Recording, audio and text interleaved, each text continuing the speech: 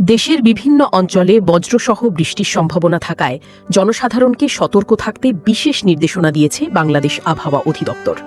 ২৯ April বুধবার জারি করা এক সতর্কবার্তায় সংস্থাটি জানায়, আকাশে ঘন কালো মেঘ জমা বা বজ্রধ্বনি শোনা মাত্রই ঝুঁকিপূর্ণ স্থান ত্যাগ করে দ্রুত নিরাপদ আশ্রয়ে যেতে হবে।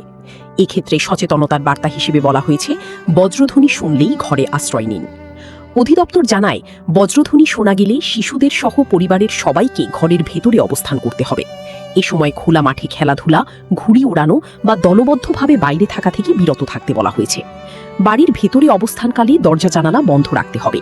জানালার গ্রিল বা অন্য কোনো ধাতব অংশ স্পর্শ না করা এবং শিলকুড়াতে বাইরে না যাওয়ার পরামর্শ দেওয়া হয়েছে।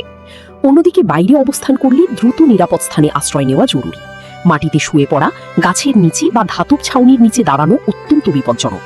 এছাড়া নদী, হাওর বা জলাশয় নেমে মাছ ধরা থেকেও বিরত থাকতে বলা হয়েছে। বৈদ্যুতিক লাইন, ধাতব বস্তু ও সংযুক্ত যন্ত্রপাতি স্পর্শ না করার নির্দেশনাও দিয়েছে সংস্থাটি।